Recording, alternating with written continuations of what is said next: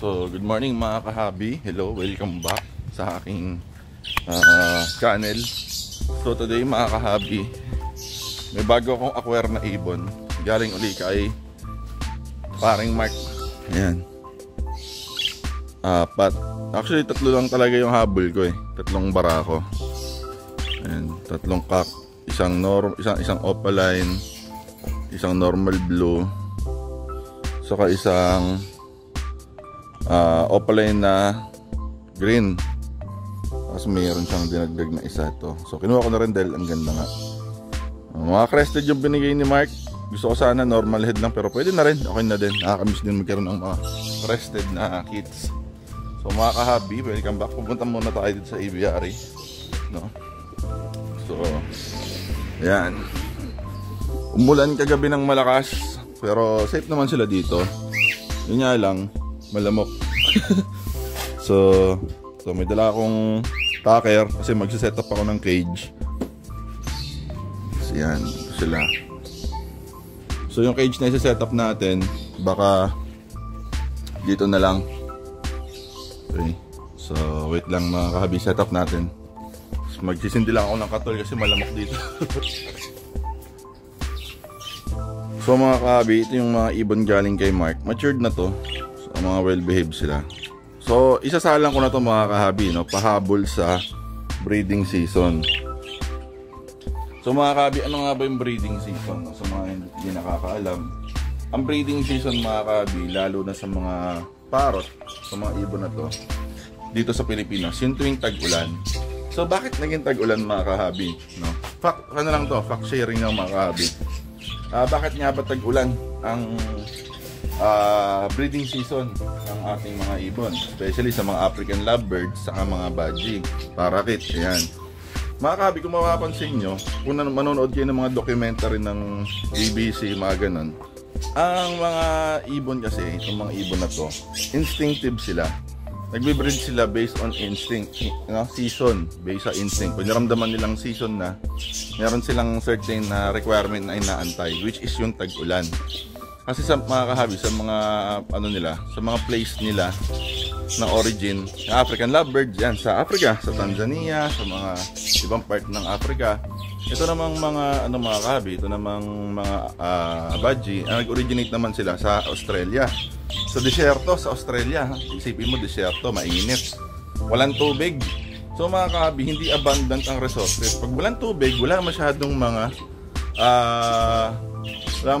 halaman na nagpo-produce ng seeds. So wala sila masyadong food source. So scarce ang source ng pagkain, no? Konti lang. So barely able to survive sila. What more kung meron silang inakay. So hindi sila magbe-breed. Ngayon mga kahabi, pabay time kayo, panoorin nyo sa sa YouTube. Kapag tag-ulan, doon na sila nagbe-breed mga kahabi, no? Instinct yon. By that time, alam na nila na pwede na sila mag-breed, no? Ano na lahat, abundant na sa tubig, pagkain, no? Marami ng ganon. So mag-breed sila throughout ng rainy season. So mga kahabi, kahit nasa Pilipinas sila, yung DNA nila, yung nasa katawan nila yung urge na mag-breed tuwing gantong season, no? Pass down yon from generation. So instinct mga kahabi ng mga ibon natin, especially sa mga parrot, African lovebirds, sa mga parakeet, mag-breed tuwing tag-ulan. So ngayon pag tag-ulan, naaamoy na nila amoy ng ng ulan. Doon sila mas nag-hit yung nila nag-hit yung instinct nila. Though throughout mga kahabi, kahit summer, nagbe-breed din sila, pero hindi sila yung hindi sila yung best i-breed kapag summer kasi nga mainit masyado. Nababalot yung nababalot yung itlog, no? Nadadry yung moist sa loob, ganyan. Best talaga mga kahabi na pag summer ipahinga lang sila, tapos kapag rainy season doon sila i-breed kasi hindi sila masyadong hirap. So mga kahabi, ito 2 pair, ko to. Actually 2 pair muna ikakasa ko. Magkakasa ako ng dalawa dito. Ang gagamitin kong cage mga kahabi ay ito 8x8x10, pero imbis na outbox, kasi ito 8x8x10 din to Imbis na outbox mga kahabi, sa loob ko siya ilalagay. Ayun o, pansin nyo. sa harap yung bukasan. Ano? Yan. So mga ka-hobby, tara, papakita ko sa inyo paano ako maglagay na ito.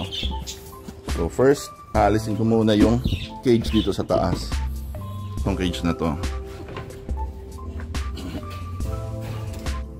Tapos mga ka-hobby, using yung tacker,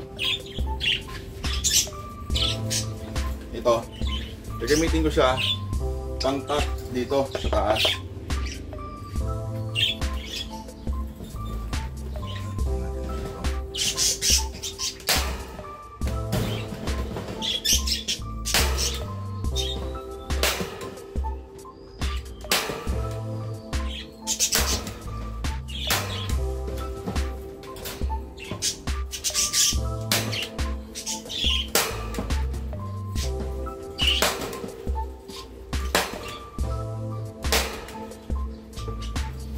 Iba yun.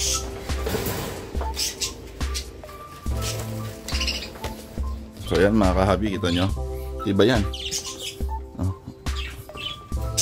Kahit anong hila mong gawin sa kanya, basta yung mga kanto niya makuha mo na agad mga ka-hobby. Nalagyan mo na ng tacker, staple mo na, okay na yan. So itutuloy ko lang din uli yung isa. Yung isang way pa mga ka-hobby, ito yan o, alambre. Pupukpok mo yung alambre papasok, tapos ibibend mo pataas. Ngayon, ganito mo siya ngayon i-apply. Sa mga walang tacker dyan, bigyan ko kayo ng isa pang option. Ayan.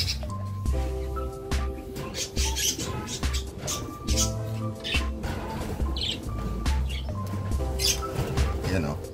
Ayan, pag dudulo mo siya, ayan, dudulo mo siyang ganyan. Tapos, iangat mo. Dapat doon siya sa likod pala nakalagay, sorry. So, i-bend mo lang. O, kasi binibend ko lang na ganyan. Mas madali kung meron kang tools na gamit like long nose or fly. Anyway. Ayan. Pwede rin ganyan, ha? Pwede rin patalikod, papunta sa likod. Kasi since nakakalagay na to dito, hindi ko na nilagay. Ganyan na lang. Ayan. Tuck-in lang sa ilalim.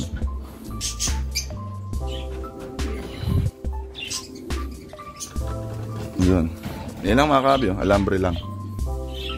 Ibay yan. Hindi mo na rin ito maatak pababa.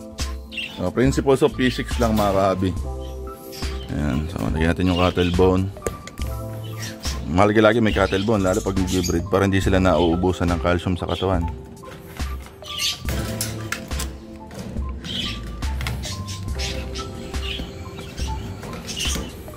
Ayan. So ayan ang breeding cage natin mga ka-hobby. Good for 2 pairs. Ayan. Kuha lang tayo ng perch natin dito na available. So napili ko to. Ayan.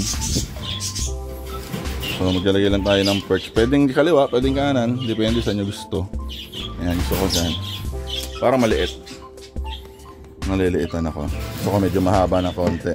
So mga ka-hobby, yun, kabit. Ayan, ayan siya mga ka-hobby. Okay na. Breeding cage for 2 pairs. Okay. So lalagyan naman natin ng ibon. Ako gusto ko talaga itong makukulay. Pero sa mga nakakaalam mga ka-hobby, ang paborito ko talagang mutation ay yung normal blue. You know, at normal green. Ganyan din ang itsura pero green lang ang kulay. So mag-aasa tayo ng ibon. Wait lang ha. Suwa tayo isa. Kunin natin muna itong papalain natin. Ito ba ito mga ibon ni paring Mark eh. Ayan. Saragay natin siya dito. Kunin din natin yung dilaw.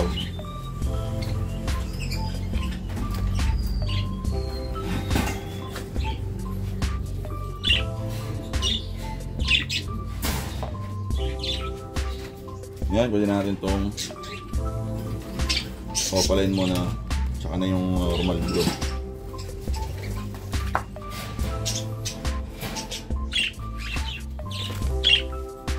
Tapos uhuli tayo ng isa rito sa cage. Gusto ko yun nasa baba.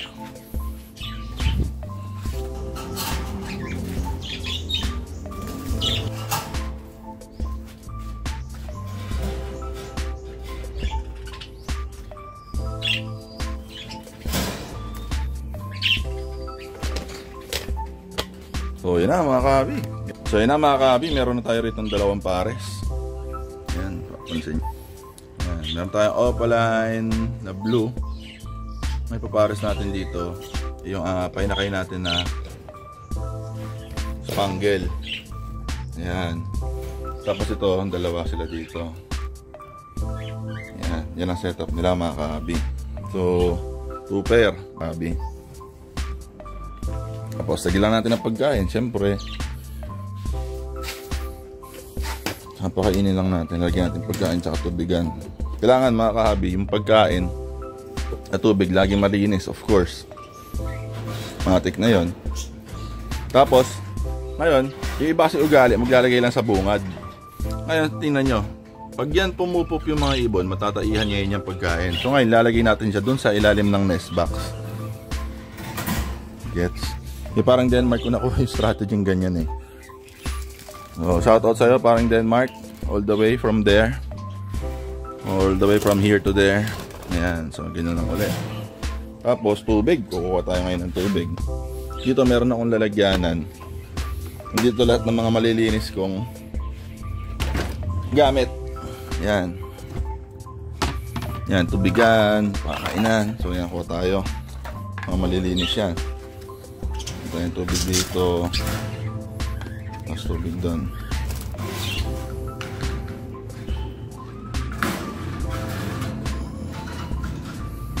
Yan. May tubig tayo malinis, of course. Kuha lang tayo ng tubig na malinis. I-scoop lang tayo. Gets? Ayan. Scoop.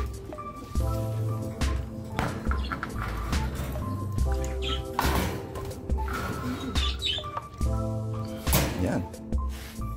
Voila. Finish. 2 pairs agad. Ayan, mga kahabi. So, nakakatuwa. Meron tayo. Dagdag pares.